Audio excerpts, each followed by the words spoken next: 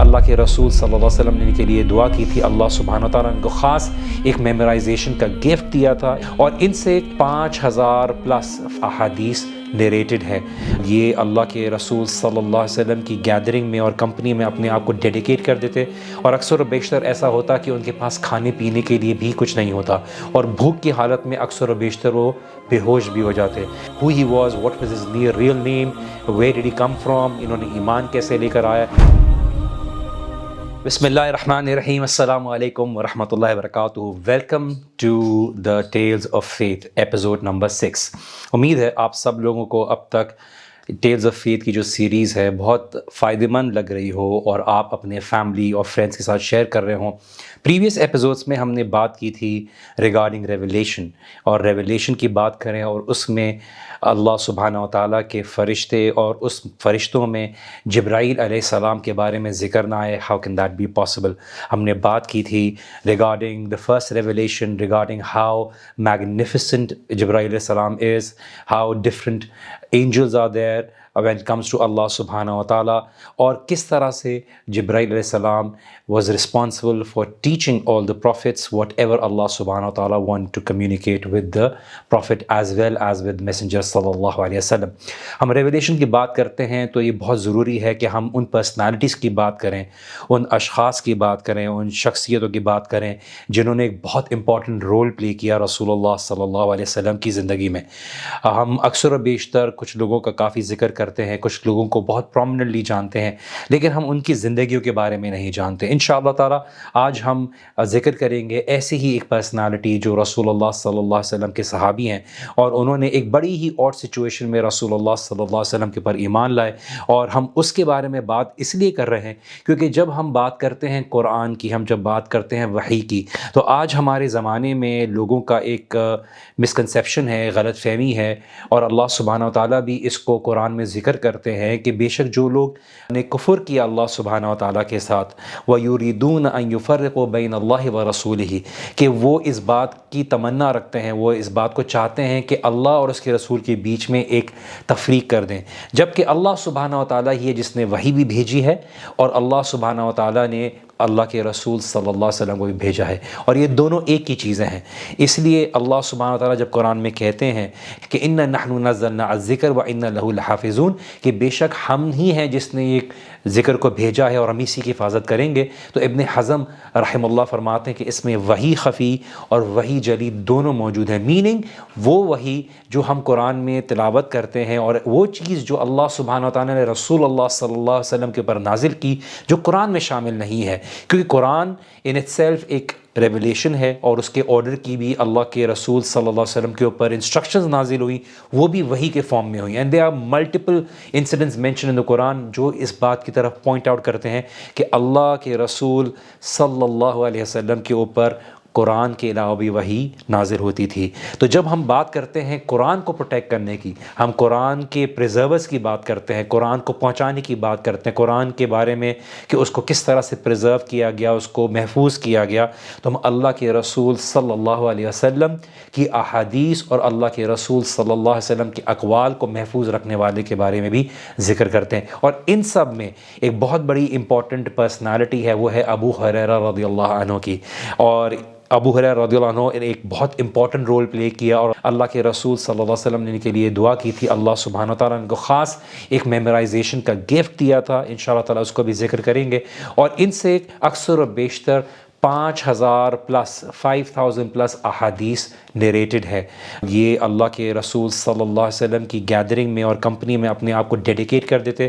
اور اکثر و بیشتر ایسا ہوتا کہ ان کے پاس کھانے پینے کے لیے بھی کچھ نہیں ہوتا، اور بھوک کی حالت میں اکثر و بیشتر وہ بے ہوش بھی ہو جاتے۔ تو ان کی سٹوری کے بارے میں آج ہم ذکر کریں گے، because we need to be able to know about him, who he was, what was his real name, where did he come from, انہوں نے ایمان کیسے لے کر آیا۔ انفارچونیٹلی ہم اکثر و بیشتر ابو ہریرہ رضی اللہ عنہ کے بارے میں ذکر تو کرتے ہیں، ان کے بارے میں جانتے تو ہیں ہم، لیکن بہت ساری چیزیں ہیں جو ابو ہریرہ رضی اللہ عنہ کے بارے میں ہم شاید اس سے واقف نہیں ہیں۔ لیکن ہم ابو ہریرہ رضی اللہ عنہ کے بارے میں جب بات کرتے ہیں تو ہم ایک سٹوری ہے جو اس طرف لیڈ کرتی ہے ابو ہریرہ رضی اللہ عنہ کی پرسنالٹی کی طرف، اس کے بارے میں ذکر ضرور کرتے ہیں، کیونکہ ایک بندہ ہے طفیل ابن عمر الدوسی، اور یہ شخص الدوس سے تعلق رکھتا ہے، کیونکہ ابو ہریرہ رضی اللہ عنہ بھی الدوس ایک قبیلہ ہے عرب کا، ادھر سے تعلق رکھتے تھے، اور یہ ایک بڑا ہی الگ قسم کا قبیلہ تھا، یہ یمن کا ایک قبیلہ تھا، اور یمن میں جو ہے آپ کو پتہ ہے اللہ کے رسول صلی اللہ علیہ وسلم نے یمن کے لوگوں کے لیے خاص دعائیں کی ہیں، اور اس زمانے میں جو یمن کا یہ قبیلہ تھا الدوس، یہ طرح طرح کی برائیوں میں ملوث تھا، انوالوڈ تھا، آئیڈولیٹری جو بت پرستی ہے اس میں بہت زور و شور سے تھی، اور اللہ کے رسول صلی اللہ علیہ وسلم نے بخاری کی ایک حدیث میں الدوس کے بارے میں یہ بات کہی بھی ہے کہ ذوالخلیفہ ایک ایسا بت ہے جس کی یہ عبادت کیا کرتے تھے، اور آخری وقت میں اور سائنز آف دی آور اور علامات ساعہ کے اندر یہ ایک بات ہے کہ الدوس کے لوگ واپس سے اس بت کی عبادت کرنا شروع کر دیں گے، اور اس کے آس پاس جو اس کی عورتیں ہیں وہ اس کے اطراف ڈانس کریں گی، سیلیبریٹ کریں گی۔ تو یہ جو الدوس قبیلہ ہے یہ اڈلٹری میں بھی مشہور تھا، وائن ڈرنکنگ، یہاں پر بہت بڑی بڑی، ہماری زبان میں اگر سمجھا جائے تو بہت بڑی بڑی پارٹیز ہوتی تھیں اور بہت بڑی برائیاں ہوتی تھیں۔ تو ادھر سے جو ہے ایک شخص تھا وہ طفیل ابن عمر الدوسی، اس کا تعلق تھا، اور یہ بہت ہی بڑا پوئٹ تھا، بہت ہی پرومیننٹ پرسنالٹی تھی، لوگ اس کی بڑی عزت کرتے تھے، لوگ اس کو بڑا ایک سیلیبریٹی کنسیڈر کرتے تھے، بہت پرومیننٹ کنسیڈر کرتے تھے، یہ کچھ بت تھے ان کا رسپانسبل بھی تھا۔ تو طفیل ابن عمر جب مکہ کی طرف جا رہا تھا تو وہاں سے لوگوں کو یہ بات پتہ چل گئی کہ طفیل ابن عمر آ رہا ہے۔ طفیل ابن عمر کی پرسنالٹی یہ تھی کہ وہ بہت بڑا ایک پوئٹ تھا، بہت بڑا شاعر تھا، اور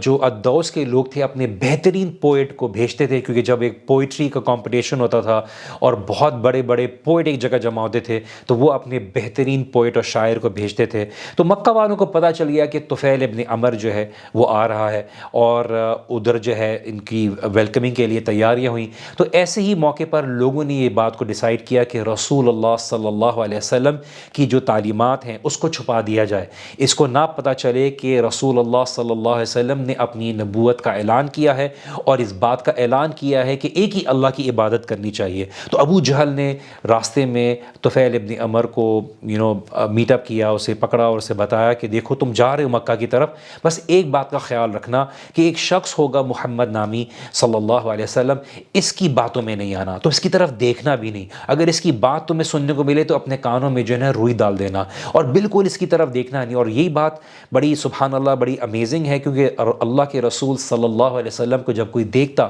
تو رسول اللہ صلی اللہ علیہ وسلم کا جو چہرہ تھا اس سے یہ بات کا اندازہ ہو جاتا کہ یہ کوئی جھوٹے یا کذاب آدمی کا چہرہ نہیں ہے۔ جیسے کہ ایک صحابی تھے، جب انہوں نے بہت ساری باتیں رسول اللہ صلی اللہ علیہ وسلم کے بارے میں سنی، اور جب اللہ کے رسول صلی اللہ علیہ وسلم کو انہوں نے ایکچوئل ریالٹی میں لائیو دیکھا تو انہوں نے بولا کہ میں اس بات کی گواہی دے سکتا ہوں کہ یہ شخص جھوٹا نہیں ہے، بیکاز جھوٹے لوگوں کا یہ چہرہ نہیں ہوتا۔ تو اسی لیے وہ ابو جہل نے کہا کہ رسول اللہ صلی اللہ علیہ وسلم کی طرف دیکھنا بھی نہیں، ان کی بات سننا بھی نہیں، اگر تم کعبے کا طواف کرنے لگو تو اپنے کانوں میں روئیاں ڈال دینا، کاٹن ڈال دینا، تاکہ تمہیں کوئی آواز نہ آئے، کیونکہ اگر تمہیں اس طرح کی آواز آ گئی کیونکہ وہ جادوگر ہے، وہ میجیشن ہے، اس کی باتوں کا تمہیں اثر ہو گیا تو تمہاری شادی شدہ زندگی خراب ہو جائے گی، تمہارے ماں باپ تمہیں چھوڑ دیں گے، تمہاری زندگی میں برائی، بیڈ لک اور پتہ نہیں کیا کیا چیز آئے گی، تو یہ ایک آدمی ہے جو جادوگر ہے، اس کی باتیں مت سننا۔ اس نے بولا ٹھیک ہے۔ ہر روز کئی نوجوان مجھے بتاتے ہیں کہ کیسے یوتھ کلب نے ان کی زندگی بدلی، کیسے انہیں ڈپریشن، حرام ریلیشن شپس، ڈرگز، فحاشی، دین سے بیزاری، ایتھیزم، فیمنزم، لبرلزم، ان تمام اندھیروں سے کس طرح یوتھ کلب کی ویڈیوز نے نکالا، اور کس طرح اللہ سبحانہ و تعالیٰ کے نور کی طرف آئے وہ سب، کیسے یوتھ کلب کی وجہ سے ان کی زندگیوں میں مثبت تبدیلی آئی۔ ایسے لاکھوں نوجوانوں تک ہماری پہنچ اللہ سبحانہ و تعالیٰ کے بعد آپ کی چیریٹی، آپ کے صدقات اور آپ کی زکوٰۃ سے ممکن ہوتی ہے۔ ہماری ویڈیوز، پوڈ کاسٹ کروڑوں لوگوں تک پہنچ رہی ہیں، اور ان کے ذریعے اپنی زندگی میں مثبت تبدیلی لانے والے ہر ایک شخص اور اس سے آگے اس کی سنورنے والی تمام نسلیں، سب کا اجر آپ کے نامہ اعمال میں جائے گا انشاءاللہ۔ اس لیے be part of the youth club family and donate now. لیکن ہوا یہ کہ طفیل ابن عمر جب طواف کرنے لگا تو اس نے دیکھا کہ اللہ کے رسول صلی اللہ علیہ وسلم وہاں عبادت کر رہے ہیں اور وہاں قرآن کی تلاوت کر رہے ہیں، اور قرآن کی تلاوت کر رہے ہیں تو طفیل ابن عمر چونکہ شاعر تھا اور شاعروں کو پتہ ہوتا ہے کہ پوئٹری کا لیول کیا ہوتا ہے، پوئٹری اور شاعری کا کیا کیٹیگری ہے، کیا چیز ایک بناوٹی شعر ہے، کون کس چیز کے شعر میں اثر ہے، اور وہ جب طواف کرنے لگا تو اس نے جب اللہ کے رسول صلی اللہ علیہ وسلم کو عبادت کرتے ہوئے سنا تو اس نے یہ بات دیکھی کہ جنا کہ یہ کوئی عام شاعری نہیں ہے، یہ کوئی عام کلام نہیں ہے، یہ کوئی خاص کلام ہے، کیونکہ عرب اس بات کو اچھی طریقے سے جانتے تھے کہ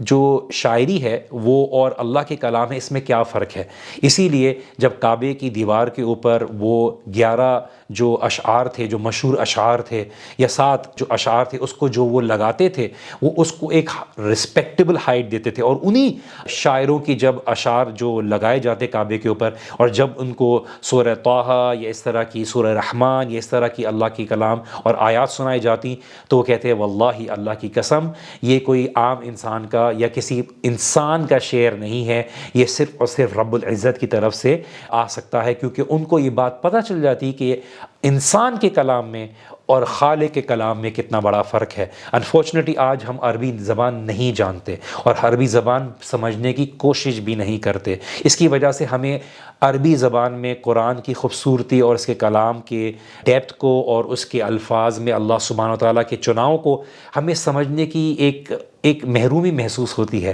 اور ہم ترجمے بھی پڑھتے ہیں تو ہم تلاوت بھی کرتے ہیں تو ہمیں ایک اثر ہوتا ہے، اور قرآن کا یہ معجزہ ہے کہ ایک عام کلام میں، عربی کلام میں اور قرآن کے کلام میں ایک الگ ہی ایک ایسنس ہے، ایک اثر ہے، تو دس effect from the Quran is very evident۔ تو جب طفیل ابن عمر نے سنا تو اس نے فوراً یہ بات بولی، سنائے کہ جنا کہ آپ مجھے کچھ اور بھی سنائیے۔ تو کچھ روایات میں آتا ہے کہ رسول اللہ صلی اللہ علیہ وسلم نے قرآن سے کچھ سنایا یا خطبۃ الحاجہ سے کچھ سنایا، اللہ عالم، بٹ جیسے ہی طفیل ابن عمر نے یہ بات سنی تو طفیل ابن عمر نے بولا کہ اچھا مجھے بتائیے مجھے مسلمان ہونے کے لیے کیا کرنا پڑے گا۔ اس وقت نماز کا کوئی حکم نہیں آیا تھا، تو اللہ کے رسول صلی اللہ علیہ وسلم نے فرمایا کہ آپ نے کہنا ہے اشہد ان لا الہ الا اللہ و اشہد ان محمد رسول اللہ، اور طفیل ابن عمر مسلمان ہو گئے، اور انہوں نے فوراً رسول اللہ صلی اللہ علیہ وسلم سے کہا کہ میں اپنے لوگوں کی طرف جاؤں گا، اپنے قبیلے کی طرف جاؤں گا، اپنے شہر جاؤں گا اور لوگوں کو اسلام کی دعوت دوں گا، چونکہ وہ مجھے عزت سے جانتے ہیں، چونکہ مجھے بہت پہچانتے ہیں تو فوراً میری بات کو وہ لوگ قبول کر لیں گے۔ رسول اللہ صلی اللہ علیہ وسلم نے پوچھا کہ ایک منٹ ہولڈ آن، تمہارے آگے پیچھے کوئی ہے؟ تمہیں لگتا ہے کہ تمہیں کوئی سپورٹ ہوگا؟ بیکاز دعوت کا کام اتنا آسان نہیں ہے، لوگوں کی بڑی ریٹیلیشن ہوتی ہے، بڑے راستے میں بڑے مشکل ہرڈلز آتے ہیں۔ تو طفیل ابن عمر نے بولا میں کانفیڈنٹ ہوں، میں جاؤں گا اور ان کو بتاؤں گا میری بات مان لیں، کیونکہ وہ مجھے بڑا ہائی ریگارڈ، بڑا ہائی اسٹیم کے ساتھ جو ہے مجھے وہ اپنی سوسائٹی میں پلیس کرتے ہیں۔ تو طفیل ابن عمر گئے اور انہوں نے اپنے پیرنٹس کو بتایا، اپنی والدہ کو بتایا، اور اپنی والدہ کو اس بارے میں بات بتائی کہ یہ معاملہ ہے، میں نے اسلام قبول کر لیا ہے، رسول اللہ صلی اللہ علیہ وسلم ہیں وہ توحید کی دعوت دیتے ہیں۔ تو ان کی والدہ نے بولا اچھا فلاں بت کی کہیں ایسا نہ ہو کہ اس کی کوئی بد دعا لگ جائے، تو انہوں نے بولا کوئی مسئلہ نہیں، یہ پتھر ہے، کچھ نہیں کر سکتے۔ تو اپنی والدہ کو وہ لے کے گئے، جب انہوں نے اناؤنسمنٹ کی تو کسی بھی شخص نے ان کی بات کو قبول نہیں کیا، کسی بھی شخص نے ان کی بات کو نہیں سنا، بڑے ڈس اپوائنٹ ہوئے طفیل ابن عمر نے۔ لیکن ایک نوجوان شخص جو ابو ہریرہ رضی اللہ عنہ کے نام سے جانا جاتے ہیں، انہوں نے ان کی بات کو قبول کیا، انہوں نے ان کے اوپر اسلام قبول کیا، اور یہاں سے وہ ان کو لے کر مکہ آئے اور رسول اللہ صلی اللہ علیہ وسلم کو بتایا کہ میں خالی ایک بندہ اپنے ساتھ لے کر آیا ہوں۔ انشاءاللہ تعالی اس سٹوری کو مزید کنٹینیو کریں گے نیکسٹ ایپیسوڈ میں۔ Till then keep sharing the video, keep sharing the خیر، see you in the next episode. السلام علیکم ورحمۃ اللہ وبرکاتہ۔